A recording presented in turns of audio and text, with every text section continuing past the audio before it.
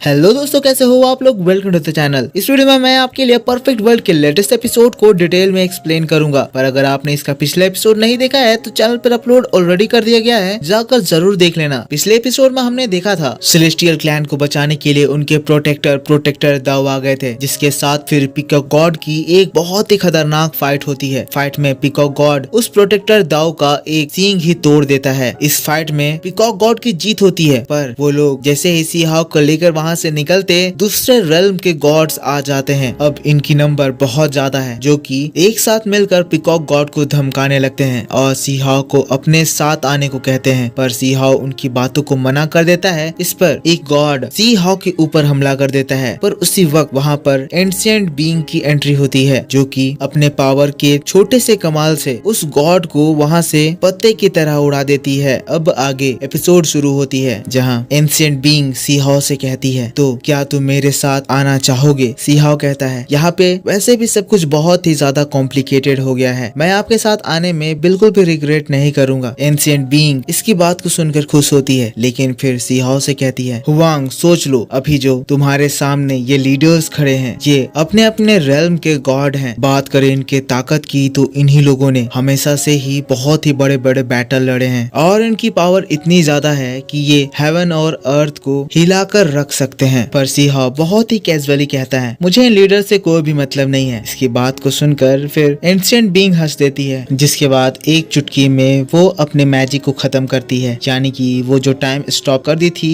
वो मैजिक खत्म हो जाता है। इसके खत्म होते ही यहाँ पे ये जो गॉड्स लोग हैं वो लोग छटपटाने लगते हैं। उनमें से एक गॉड तुरंत ही अपने मैजिक को एक्टिवेट करता है, कहता है, तुम यंगर जनरेशन हो के ऐसे बोलने की हिम्मत कर रही हो, तुम्हें इसकी सजा जरूर मिलेगी। ये कहकर वो एंशिएंट बीइंग के ऊपर हमला करता है, लेकिन दोस्तों एंशिएंट बीइंग बिना थोड़ी सी भी एफर्ट लगाए उसके उस अटैक को रोक देती है। सभी लोग ही ये नजारा देखकर एकदम शॉक्ड हो जाते हैं। जिसके बाद एंशिएंट बीइंग उन लोगों की ओर मुड़ कर देखती है, उस बुढ़े की हालत खराब हो जाती है। एंशिएंट बीइंग कहती है, तुम लोग मेरे बारे में क्या सोचते हो उससे मुझे थोड़ा सा भी फर्क नहीं पड़ता है, पर अगर तुम मुझसे फाइट करना चाहते हो तो मुझे भी तुम्हें जवाब देने में कोई भी दिक्कत नहीं होगी। ये कहकर दोस्तों एंशिएंट बीइंग अपने एनर्जी को एक्टिवेट करती है और उसकी एनर्जी से एक ब्लैक होल के शेप में एक एनर्जी फॉर्म हो जाता है। इसकी पावर बहुत ही ज्यादा खतरनाक थी, जिसको देखकर सभी लोग बहुत ही ज्यादा शॉक्ड हो जाते हैं। लेकिन उसके बाद एंशिएंट बीइंग उस अटैक को उन गॉड्स की ओर थ्रो करती है। इसको देखकर फिर वो गॉड अपने अटैक अपने गोल्डन फेदर को तुरंत ही एक्टिवेट करता है। इसके बाद वो चीज एंशिएंट बीइंग की ओर हमला करती है, पर एंशिएंट बीइंग का वो ब्लैक होल उसके सारे उन अटैक्स को अपने में समा जाता है। ये गॉड अपने सारे दाव पेच लगा देता है, पूरी कोशिश करता है कि वो एंशिएंट बीइंग के उस ब्लैक होल को डिस्ट्रॉय कर दे, पर उसके कोई भी अटैक कोई भी काम नहीं आते हैं। जिसके बाद वो ब्लैक होल ब्लास्ट करता है और ये ब्लास्ट उस गॉड को बहुत ही दूर धकेल देता है। इसका इफेक्ट इतना ज्यादा स्ट्रॉन्ग था कि वो गॉड खून की उल्टी करने लगता है। उसकी सारी स्ट्रेंथ एक ही बार में खत्म हो जाती है। टोटली इस जगह पर एंशिएंट बीइंग की जीत हो गई है, जिसको देखकर सभी लोग बहुत ही ज्यादा हैरान है। मिस्टर कॉन्ग ये चीज देखकर एकदम खुश हो गए हैं, कह रहे हैं, एल्डर सिस्टर आप तो एकदम कमाल हो, आप तो इनविंसिबल हो, आप तो स्टोरी की फेरी जैसी ताकतवर हो। पर एंशिएंट बीइंग उसकी बातों को इग्नोर करती है, सी हॉक के पास जाती है, सी हॉक को हाथ देती है और उसे पकड़ कर उठा देती है। साथ साथ वो सी हॉक के अंदर अपनी एनर्जी भी डालती है, जिसकी वजह से सी हॉक की बॉडी इंस्टेंटली पूरी तरह से हील हो जाती है। यही टेक्निक हम पिछले बार जब सी हॉक की इनके साथ पहली मुलाकात हुई थी उस वक्त भी देखे थे। अब इसके बाद दोबारा से एंशिएंट बीइंग गुस्से में उन लोगों की ओर देखती है, कहती है, तुमने इसे हर्ट किया, तुम्हें इसका एक्सप्लेनेशन देना होगा, बताओ ये करने की किसने हिम्मत करी थी। जो भी है आज मैं उसको जिंदा नहीं छोड़ूंगी। लेकिन दोस्तों हम लोगों को सी हॉक को दिखाया जाता है, जो कि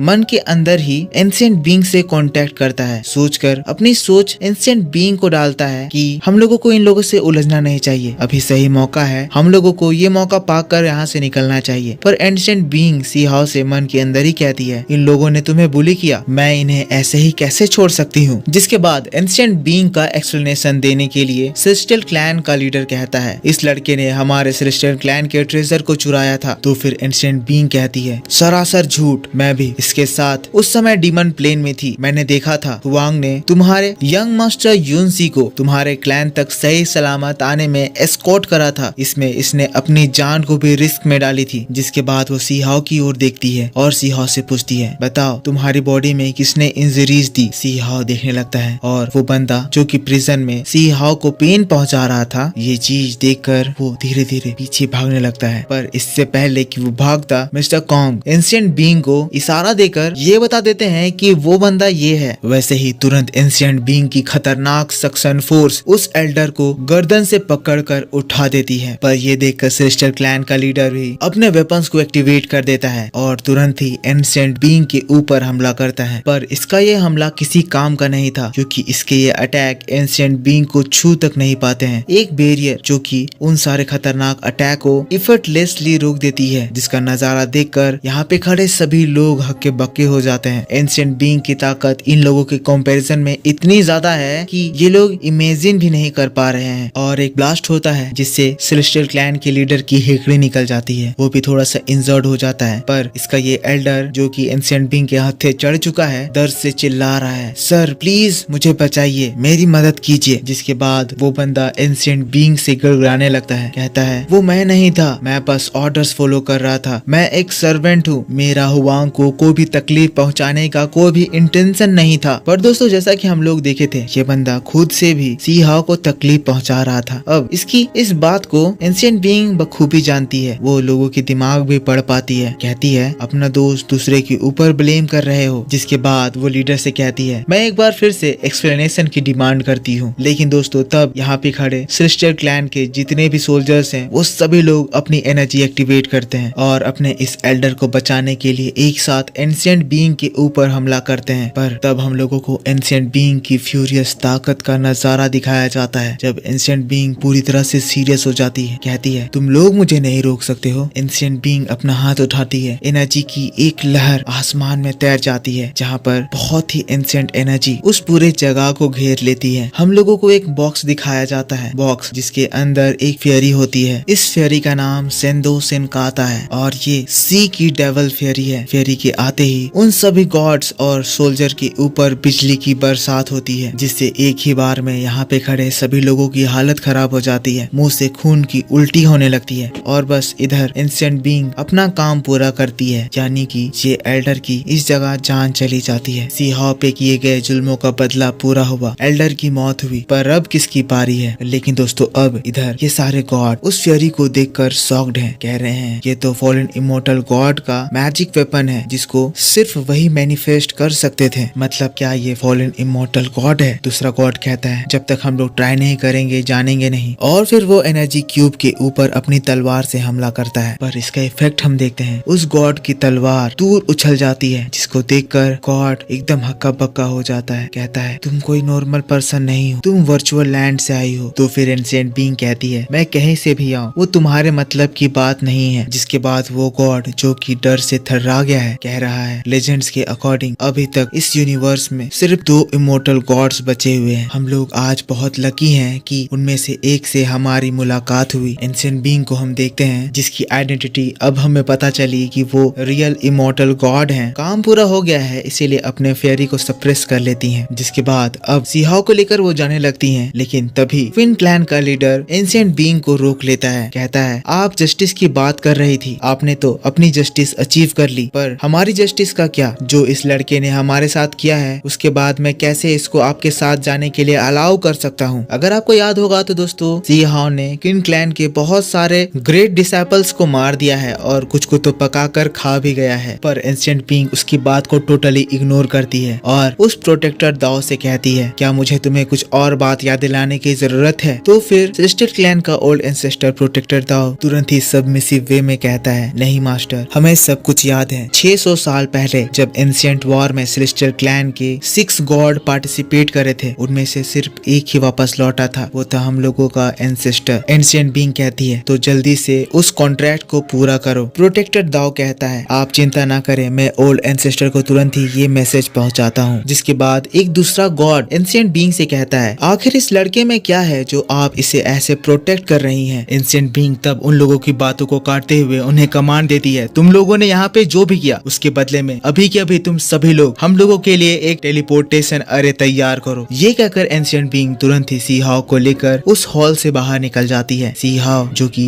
पैलेस की ओर मुड़कर देख रहा है। पीछे हम देखते हैं यूनसी खड़ी है जो कि सी हाओ को पीछे से देख रही है, कह रही है तुमने मेरी इतनी ज्यादा मदद करी, उतनी दूर से मुझे यहाँ तक सही सलामत आने में एस्कॉर्ट करा, पर इसके बदले में तुम्हें क्या मिला? इतना ज्यादा पेन। मैं तो तुम्हें आखिरी गुड बाय करने की भी लायक नहीं हूँ। जिसके बाद सी हाउ एंशिएंट बीइंग के साथ ट्रांसपोर्टेशन एरे के पास पहुंच जाता है। सी हाउ एंशिएंट बीइंग को हाथ जोड़कर थैंक्स कहता है, तो फिर एंशिएंट बीइंग बड़े प्यार से उसको वेलकम करती है और कहती है याद रखना दोबारा से इस तरह की मुसीबत में मर पड़ जाना। लेकिन उसके बाद उसे वो एक तलिस्मान भी देती है। ये बाउंड्री ब्रेकिंग तलिस्मान है। कहती है टेलीपोर्टेशन अरे यूज करने के बाद तुरंत ही इस बाउंड्री ब्रेकिंग तलिस्मान को यूज करना, वरना तुम मुसीबत में पड़ जाओगे। ये कहकर एंशिएंट बीइंग मिस्टर कॉन्ग और पीकॉक गॉड के साथ गायब हो जाती है। सी हाउ भी ट्रांसपोर्टेशन अरे में चला जाता है और एपिसोड यहीं पे खत्म हो जाती है। सो दोस्तों बस इस वीडियो में इतना ही। आई होप आपको ये वीडियो जरूर पसंद आया होगा। अगर पसंद आया तो इसको एक लाइक करना। मैं आपके लिए डेविल रूल का भी वीडियो बना रहा हूँ और परफेक्ट वर्ल्ड का ट्रेलर एक्सप्लेनेशन भी बहुत जल्द आएगा, तो वो देखने के लिए आपको इस वीडियो के ऊपर एक लाइक करना है, एक अच्छा सा कमेंट करना है, और अगर इस चैनल को सब्सक्राइब नहीं कर रखा है तो सब्सक्राइब कर देना है। मैं आपसे मिलूंगा इसके नेक्स्ट वीडियो को लेकर। तब तक के लिए take care, bye bye, thanks for watching.